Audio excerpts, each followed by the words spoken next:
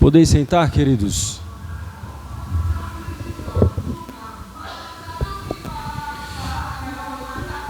Nós vamos concluir a parte do sermão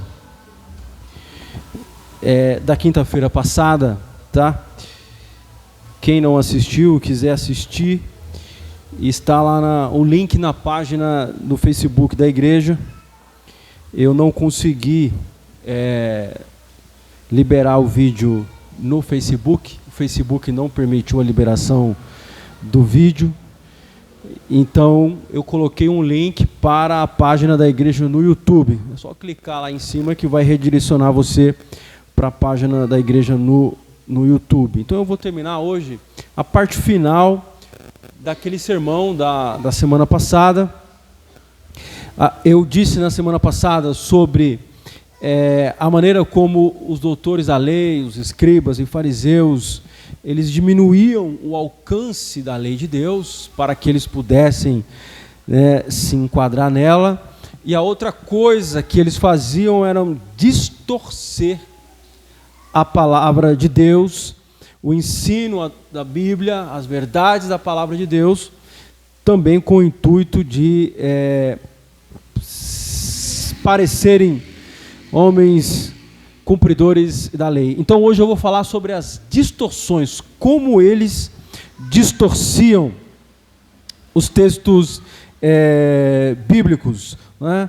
Então nós vamos falar aqui vamos ler a parte correspondente ao que vamos falar, que está no versículo 38, Mateus capítulo 5, o verso 38. Mateus 5, verso 38. Ouviste que foi dito, olho por olho e dente por dente. Eu, porém, vos digo que não resistais ao mal, mas se qualquer te bater na face direita, oferece-lhe também a outra. E ao que quiser pleitear contigo e tirar-te o vestido, larga-lhe também a capa. E se qualquer te obrigar a caminhar 1 milha, vai com ele 2. Dá a quem te pedir, e não te desvies daquele que quiser que lhe emprestes. Ouvistes que foi dito, amarás o teu próximo e aborrecerás o teu inimigo? Eu, porém, vos digo, amai os vossos inimigos, bendizei os que vos maldizem, fazei bem aos que vos odeiam, e orai pelos que vos maltratam e vos perseguem, para que sejais filhos do vosso Pai que estás nos céus, porque faz o seu sol que se levante sobre maus e bons, e a chuva desça sobre justos e injustos. Pois se amardes os que vos amam, que galardão havereis? Não fazem os publicanos também o mesmo? E se saudardes unicamente os vossos irmãos, que fazeis demais? Não fazem os publicanos também assim? Sede vós, pois, perfeito, como é perfeito o vosso Pai que está nos céus. Como disse Cristo, ele supera em muito o ensino e a doutrina dos fariseus, né? Ele mostra a altura do padrão moral da lei de Deus. Ele mostra o quanto Deus é exigente, o quanto a lei de Deus exige de nós para que nós possamos alcançar justiça diante de Deus. Então, o que os fariseus faziam era dar um jeitinho nas coisas para tentarem transparecer uma justiça que, na verdade, estava longe, estava distante da justiça de Deus. Eu quero chamar você para nós irmos para um outro texto que vai mostrar claramente isso, como está em Lucas, Evangelho de Lucas, capítulo 10, verso 25.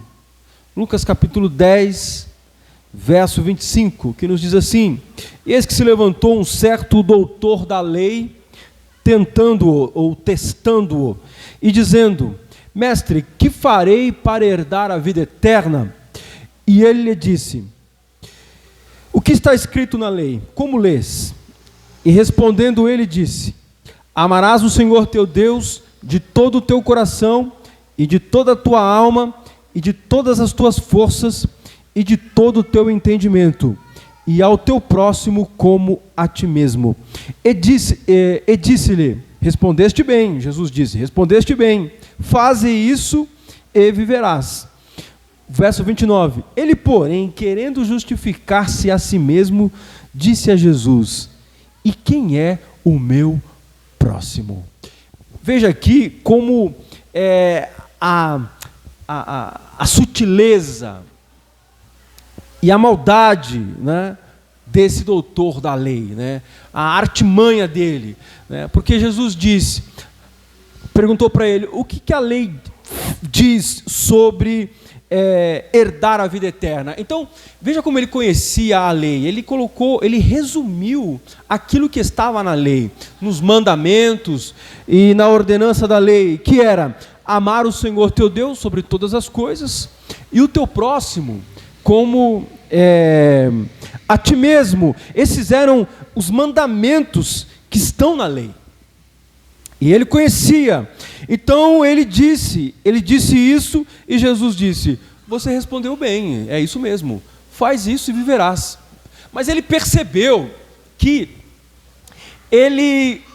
Jesus sabia, e ele mesmo percebeu, que ficou claro que ele não era capaz de fazer isso, de amar o Senhor de todo o seu coração, e de toda a sua alma, e de todas as suas forças, e de todo entendimento. Percebe isso? E ao teu próximo como a ti mesmo. Ele percebeu que ele estava em falta. Jesus diz: você respondeu bem, faz isso e você vai viver, faz isso e você vai ter a vida eterna. Mas ele viu que ele estava em falta, ele sentiu que ele estava em falta, e ele sentiu que Jesus sentiu que ele estava em falta, que ele falhava nessas coisas, que ele tropeçava nessas coisas, que ele não cumpria este mandamento. É por isso que Lucas escreve dizendo: e ele, querendo se justificar, disse: quem é o meu próximo? Porque dizer que ama a Deus, ele não apresentou objeção, né? Mas quando nós não amamos o próximo, é óbvio que nós não amamos a Deus, não é? Então, mas por isso ele vai no ponto delicado aqui: quem é o meu próximo? Porque se eu conseguir definir quem é o meu próximo, então eu resolvo o problema. Se eu puder categorizar ou classificar quem é o meu próximo, eu resolvo o problema.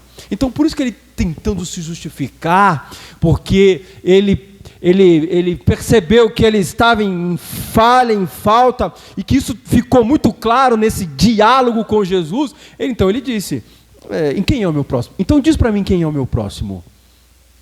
Porque se eu conseguir definir quem é próximo, quem é o meu próximo, então eu posso dizer que eu estou cumprindo a lei de Deus.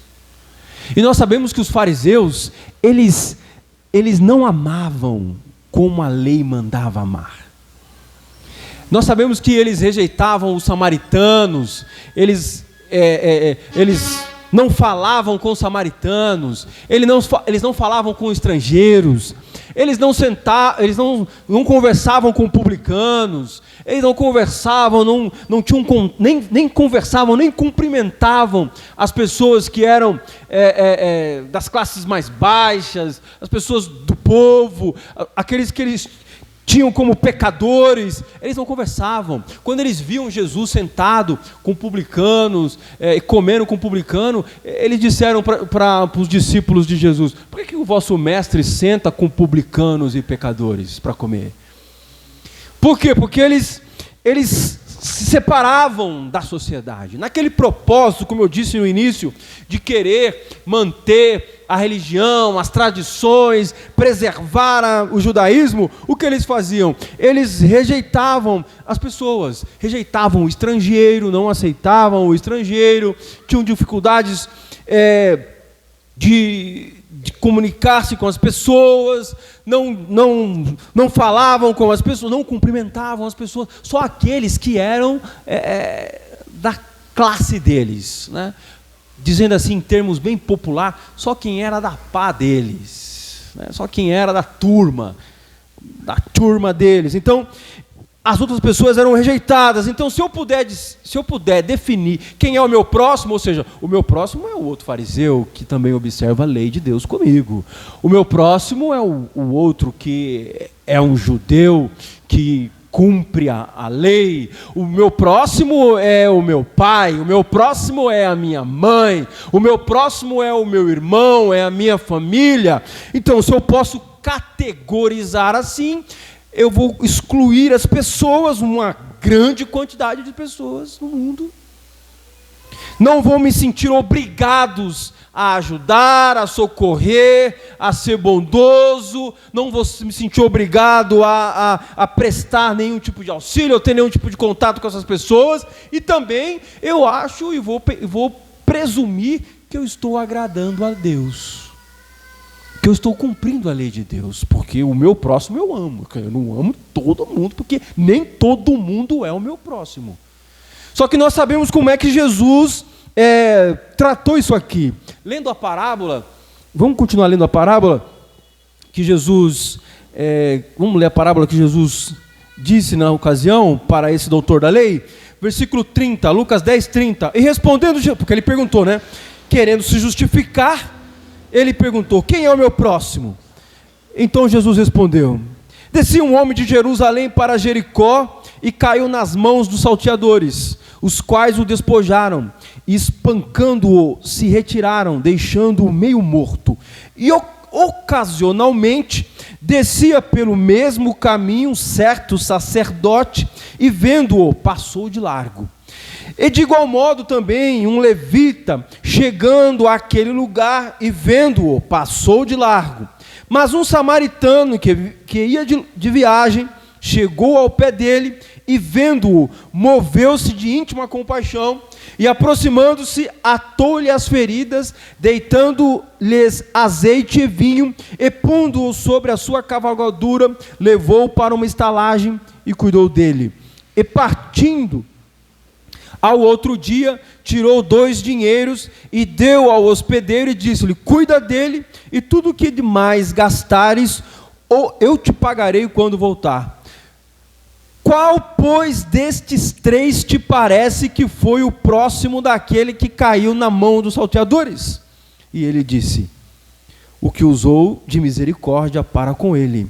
Disse, pois, Jesus, vai e faze da mesma maneira. E a Bíblia diz que Jesus foi embora.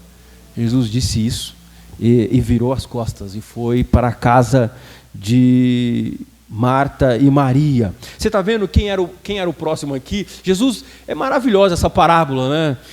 Jesus inverte as coisas aqui de uma maneira impressionante, porque o samaritano é que demonstrou compaixão, é que demonstrou misericórdia.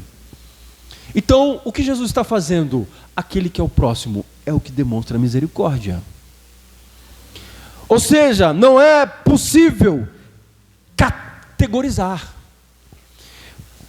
Não é possível que nós venhamos definir quem é próximo. O próximo é aquele que precisa do nosso socorro e da nossa ajuda, independente quem seja esta pessoa. Então, mas eles faziam isso, eles manipulavam, eles distorciam o sentido da lei de Deus. Agora, não é que na lei de Deus não havia mandamento para amar o estrangeiro. Havia ordenância na lei para que o estrangeiro fosse amado. Isso está registrado para nós em Deuteronômio, vamos ler Deuteronômio capítulo 10, versículo 19. Deuteronômio 10, Deuteronômio capítulo 10, verso 19.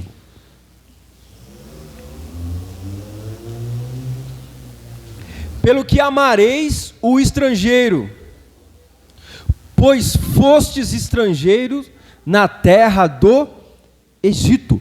Pelo que amareis o estrangeiro, pois fostes estrangeiro na terra do Egito. Está vendo?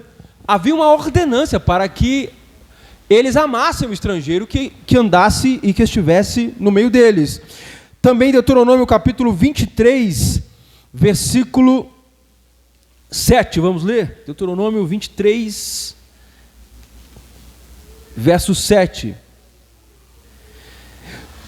Não abominarás o edomeu, pois é teu irmão. Não abominarás o egípcio, pois estrangeiro foste na terra, na sua terra. Não abominarás. Está vendo? Não aborrecerás, não amaldiçoarás. Veja que quando Jesus está pregando o Sermão da Montanha, Jesus está pregando o que estava na lei. Como eu disse, Jesus está mostrando o alcance da lei de Deus, até onde a lei de Deus deveria ir, que eles reduziam e que eles distorciam, mas esses mandamentos estavam muito claros na lei.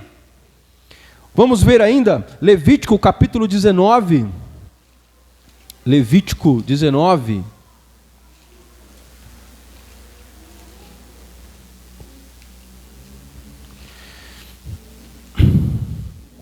verso 18, Levítico 19, verso 18, que nos diz assim: não te vingarás, nem guardarás ira contra os filhos do teu povo, mas amarás o teu próximo como a ti mesmo, eu sou o Senhor. Está vendo? Não guardarás ira, nem te vingarás contra os filhos do teu povo. Ou seja, contra o teu irmão. Jesus usa essa expressão lá também, quando ele fala do irmão. Mas ele diz, mas amarás o teu próximo como a ti mesmo, eu sou o Senhor. Então, havia um mandamento expresso na lei de Deus, para que o próximo fosse amado, para que o estrangeiro fosse amado, para que eles demonstrassem compaixão e misericórdia pelo estrangeiro. Então, o que eles faziam é o que o doutor da lei que questiona Jesus em Lucas 10 mostra para nós. Eles mudavam o significado, o sentido, ou seja, eles redefiniam o que era o próximo. Eles diziam que era o próximo, eles apontavam que era o próximo, diziam, aquele não pode ser o próximo, porque é samaritano. Aquele não pode ser o próximo, porque ele é pagão. Aquele não pode ser o próximo, porque é um publicano. Aquele não pode ser. Então eles categorizavam. Isso é distorcer a lei de Deus. Agora, mas olha como que Jesus já chega, como eu disse, acabando com todo e qualquer tipo de argumento. Por quê? Porque Jesus diz, amarás o teu inimigo. Ou seja, Jesus foi além da questão do próximo. Você está vendo? Ele foi além da questão do próximo. Ele diz, amarás o teu inimigo. Como está escrito no versículo 44. Mateus 5,44. Eu, porém, vos digo, ouviste o que foi dito? Versículo 43. Amarás o teu próximo e aborrecerás o teu inimigo? Eu, porém, vos digo, amai os vossos inimigos, bendizei os que vos maldizem, fazei bem aos que vos odeiam, e orai pelos que vos maltratam e vos perseguem. Então Jesus veio para mostrar que aquela justiça, aquela retidão que eles mostravam, que eles alegavam ter, era insuficiente. Não estava de acordo com a vontade de Deus. Não estava de acordo com o propósito de Deus. Eles não estavam cumprindo a lei de Deus. Eles estavam em condenação diante de Deus.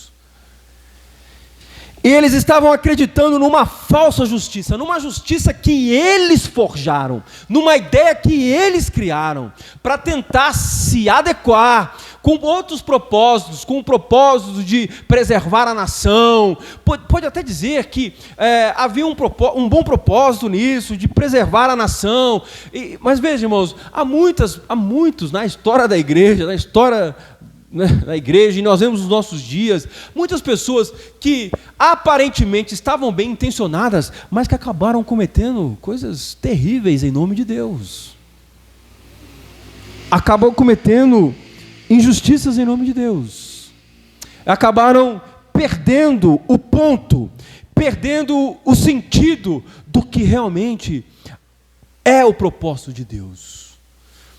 E hoje há muitos fazendo isso. Eles querem trazerem os significados, eles dizerem, definirem o que tem que ser e o que não ser.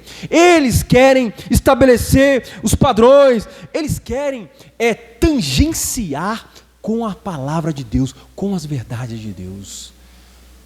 E se nós fizermos isso, nós estamos violando, estamos indo contra a palavra de Deus. Não podemos dizer que somos tementes a Deus. Não podemos dizer que nós obedecemos, se nós, na verdade, estamos manipulando a verdade. Se nós, na verdade, estamos com outros propósitos que não seja o propósito de uma vida de temor e obediência diante de Deus. Então não há como nós... não podemos cair nessa cilada de querermos dar outro significado para aquilo que a palavra de Deus diz. Eu já disse aqui que há partes na Bíblia, há interpretações, há textos na Bíblia que são de difícil interpretação. Mas há textos bíblicos e aqueles que são essenciais e necessários à nossa compreensão, que é de uma clareza solar. É de uma clareza solar. Não há qualquer dúvida, não há qualquer incerteza. Na verdade, há um esforço dos homens em tentarem mudar o significado e o sentido da palavra. Mas ela é muito clara, e nós confiamos que a palavra de Deus é fiel, é verdadeira, é justa, é santa, tem os seus propósitos de nos sarar, de nos curar, de nos transformar, de nos fazermos melhores, de nos tornarmos obedientes e tementes a Deus. Nós temos que nos curvar a ela e rogar ao Senhor que nos dê força, que nos dê coragem, que nos dê do seu Espírito, para que nós possamos cumprir e viver a palavra de Deus como ela é. Como ela é. Só assim teremos vitória. Só assim alcançaremos o favor de Deus. Agora, eu quero destacar aqui um ponto muito importante do que Jesus está fazendo. Jesus está mostrando para nós, não é, o quanto o padrão de Deus, o padrão divino de Deus é elevado. O quanto o homem, para por si mesmo alcançar justiça diante de Deus, cumprindo todas essas ordenanças, ele tem que fazer isso todo o tempo, todo dia, todo momento, e nunca falhar, e nunca errar, e nunca falhar, para alcançar justiça diante de Deus. Porque Jesus diz no final: sede vós, pois, perfeito, como é perfeito o vosso Pai que está nos céus. Esse mandamento tinha que ser cumprido todo dia. Não pode falhar em um só ponto, em um só momento, em um só dia. Não é que um dia você conseguiu cumprimentar alguém que não cumprimenta você. Você tem que fazer isso todo dia, todo momento. Não é que um dia você conteve a ira e você não se extrapolou e você pensou assim: poxa, nossa, hoje eu agradei a Deus, né? Porque hoje o que eu aguentei hoje, nossa, né? Hoje eu fui crente mesmo. Não, você tem que fazer isso todo dia. Nenhum só minuto. Porque é isso que significa ser perfeito, sim ou não? É isso que significa ser perfeito. É isso que Jesus está dizendo aqui. Você não pode nunca se irar contra o teu irmão. Você tem que amar o seu inimigo. Você tem que sempre amar o seu inimigo. O seu inimigo você tem que dar àquele que te pede emprestado, sempre que pedir. Você não pode se desviar dele nunca. Se bater na tua face, você tem que sempre dar a outra. Não é que uma vez você fez isso. Não, você tem que sempre fazer isso. Toda vez, todos os dias. Entende? O quanto Deus exige de nós? O quanto o homem precisa e como o homem precisa ser perfeito para que Deus possa dizer para ele assim: tá aí, você cumpriu toda a lei. Você alcançou a justiça.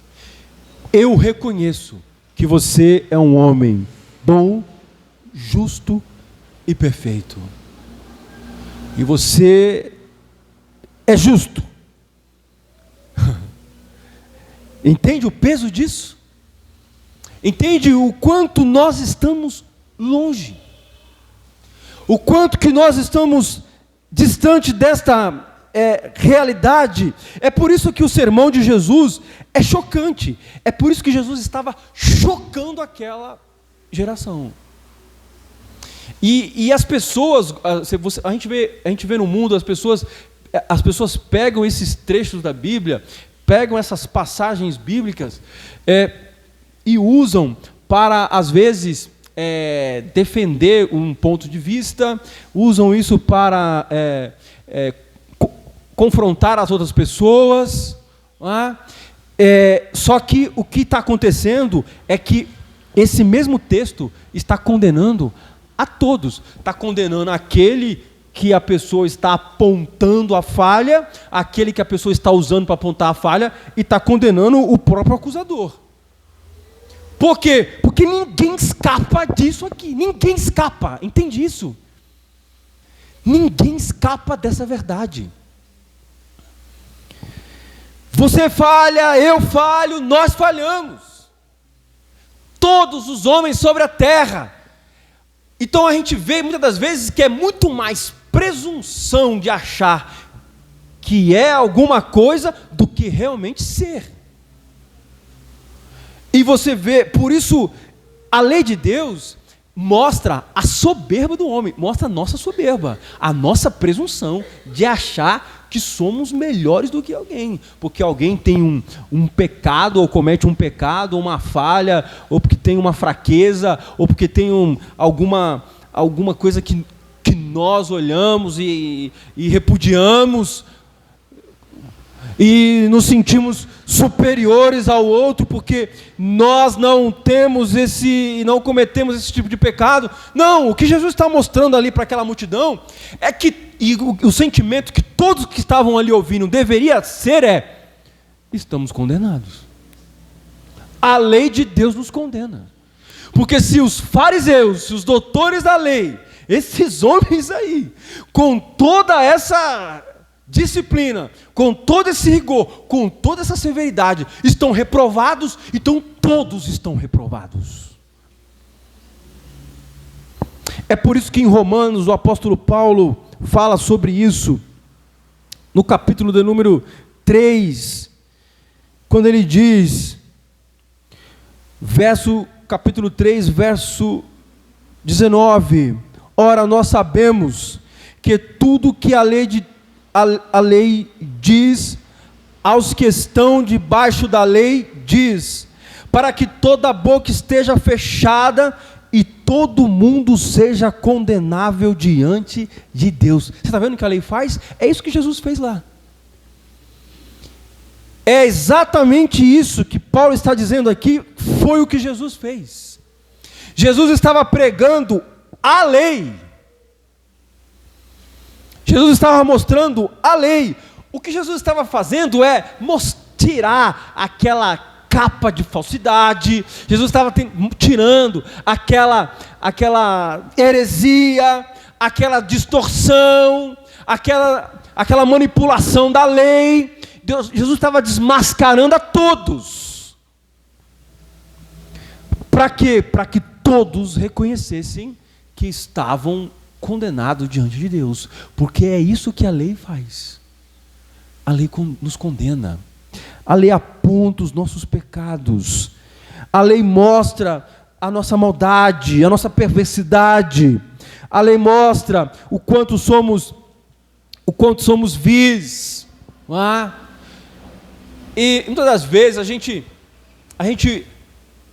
vê pessoas assim falando, né? Usando você tem que amar o seu inimigo, você tem que amar o próximo, né? E as pessoas sempre pensam no próximo como uma pessoa de fora, não é? Até por causa da parábola do samaritano, que é uma parábola muito, né, difundida e conhecida no meio social aí. As pessoas sempre pensam no próximo como o outro e dizem, você não pode falar com o próximo. Mas, na verdade, se nós formos honestos e sinceros, nós vamos perceber que, muitas das vezes, o próximo que nós estamos falhando nem é o próximo lá fora. É o marido, é a mulher, é o filho, é o pai, é a mãe. Nós estamos cometendo esses pecados que Jesus aponta, às vezes contra um próximo bem próximo. Não é nem o próximo lá de fora. E a gente vê às vezes aquela soberba de falar, de condenar o outro, né? Porque é isso que os fariseus faziam. Eles se sentiam superiores aos demais e condenavam o outro e davam os significados para se parecerem justos e santos. Mas, na verdade, muitas das vezes, nós estamos falhando, queridos. Cometemos os mesmos erros, não com o inimigo, não com o de fora, mas às vezes com o da nossa própria casa, com um irmão que senta no banco na igreja, junto conosco, com a irmã, com o irmão que canta, que louva, junto conosco, com os da nossa própria família. Então, a lei, ela mostra o tamanho da maldade dos nossos corações, o tamanho do pecado, o quanto o pecado está tão intrincado e tão entrelaçado, e que nós, quando estamos diante da lei de Deus, ou nós nos curvamos a ela e rogamos por misericórdia, perdão, transformação, ou nós cremos na justificação por meio de Cristo Jesus, nosso Senhor, ou então, queridos, vamos tentar manipular, vamos tentar negar que falhamos nessas coisas. Não, eu não faço isso. Não, eu não cometo assim. Ou racionalizar as nossas ações para dizer, não, eu não cometo essas falhas. Não, eu não cometo esse pecado. Esse pecado eu não cometo. Essa falha eu não cometo. Não, pratica e diz, mas espera aí, eu não sou tão mal assim, né? O que eu fiz não é também assim uma coisa. Esses meus sentimentos, esses meus desejos, essa coisa que há em mim não é tão feia desse jeito. Vai tentar diminuir, minimizar, racionalizar o pecado. E o que isso faz? Isso nos distancia de Deus. O problema, na verdade, não é o pecado em si, em nossas vidas. O problema, na verdade, é nós negarmos que Ele está aqui, que praticamos. O problema é nós não nos arrependermos dele. O problema é nós tentarmos justificar. Isso vai nos distanciar de Deus, isso vai nos distanciar do seu amor e da sua misericórdia. Então, a resposta de Cristo para nós, se nós agirmos como sábios aos nossos próprios olhos, como os doutores da lei, Jesus vai dizer para nós o que ele disse para o doutor da lei. lá na parábola, lá em Lucas. Faz isso e viverás. Segue seu caminho. Você acha que é isso? Você acha que isso aqui é o justo? Você acha que isso que é o certo? Você já sabe o que tem que fazer? Então faz e viverás. É desesperador isso. É desesperador. Não é? Mas o homem que não teme a Deus, ele não vai temer em ouvir isso. Ele vai achar que está tudo bem. Mas aquele que reconhecer e olhar para si mesmo, e reconhecer as suas falhas, as suas fraquezas, os seus pecados, e que não poderá, por si mesmo, agradar a Deus, ele vai se humilhar diante do Senhor. Ele vai clamar por misericórdia. É por isso que Paulo nos diz, como nós lemos aqui, porque tudo que a lei de Deus diz, para os que estão debaixo da lei, o diz. E quem é que está debaixo da lei? O mundo inteiro, querido. Todos os homens estão debaixo da lei. A pessoa pode querer negar a Deus, negar a existência de Deus, negar as verdades de Deus, pode querer, como os fariseus, manipular as coisas, não importa, todos estão debaixo da lei de Deus. A lei não deixa de ser a lei porque alguém ousa negá-la, ousa querer descumpri-la. Ela continua sendo a lei. Então, todos os que estão debaixo da lei, a lei diz para todos os que estão debaixo da lei, para que toda boca esteja fechada e todo mundo seja condenável diante de Deus. É por isso que os fariseus ficavam toda hora tentando testar Jesus. Por quê?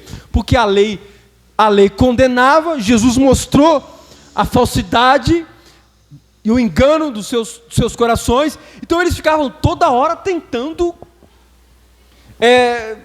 achar um escape, toda hora tentando se justificar de alguma maneira, toda hora tentando ir lá e ver Jesus e testar Jesus.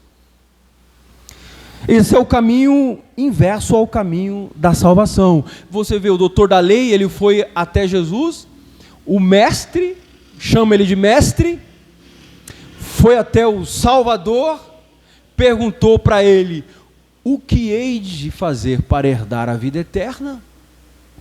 Mas, na verdade, ele mesmo não estava interessado na vida eterna. Ele queria testar Jesus. Ele queria enfrentar Jesus, enfrentar a lei. Então é a postura que muitos homens fazem. Eles querem enfrentar a palavra de Deus e não se curvar a ela. Mas o que ela faz? Ela condena. Pouco importa, querido, se eu tenho capacidade intelectual, inteligência para defender a verdade de Deus ou não. Pouco importa se eu sou convincente ou não, ou se um pregador é convincente ou não, para que as pessoas ouçam a palavra e creiam nela. Pouco importa, ela é a verdade de Deus. Eu posso falhar em defender a verdade de Deus, mas isso não muda o fato dela ser a verdade. Isso não muda o fato de que ela é certa. Isso não muda o fato de que cada homem que nasce nessa terra tem porção suficiente da lei de Deus no seu coração para saber o que é a verdade, para saber qual é a vontade de Deus, porque a natureza, tudo que Deus criou, está mostrando, está clamando, está falando, e a sua própria consciência sabe disso, que não há justificativas para que possa cobrir, apagar a culpa do erro, do pecado, da ira, da maldade, do falar mal, do aborrecer, do rejeitar, do caluniar, do maldizer, do criticar, de ofender, de matar, de ferir com palavras, de perseguir, de invejar, de ter inveja, ciúmes, de odiar, seja lá quem for, não importa. Há uma lei em cada coração que está dizendo isso. Por isso a Bíblia diz: todos estão debaixo da lei de Deus. E toda boca diante da verdade que mostra o pecado, a falência dos atos humanos, do coração humano, toda boca fica fechada. E é condenável diante de Deus. Por isso Paulo no versículo 20, para concluir, diz: por isso nenhuma carne será justificada. Ou seja, o justificar aqui você pode entender como absolver, como ser considerado justo, ser aceito por Deus. Nenhuma carne, quando ele diz carne, ele está falando de pessoas humanas. Nenhuma pessoa humana será aceito ou declarado justo ou aceito diante de Deus pela prática das obras da lei, ou seja, tentando observar os deveres da lei. Por quê? Porque a lei mostra o quanto nós somos condenados. Então o que Jesus estava fazendo ali era mostrar para aquela multidão que todos estavam condenados diante de Deus, desde o fariseu até o homem comum do povo, até aquele que estava olhando para o fariseu e vendo nele um estilo de vida que o levaria à vida eterna, à salvação. Todos que estavam ouvindo ali estavam em condenação, estavam reprovados diante de Deus. E Jesus não está anulando nenhum dos deveres. Jesus está dizendo: vocês são obrigados a cumprir e vocês estão falhando em cumprir. Vocês são obrigados. Jesus diz: eu não vim anular a lei. Vocês são obrigados a cumprir e vocês estão falhando. E vocês têm que ser perfeitos, porque se não for perfeito, não será considerado filho de Deus. O que isso faz? Isso tira o chão, né?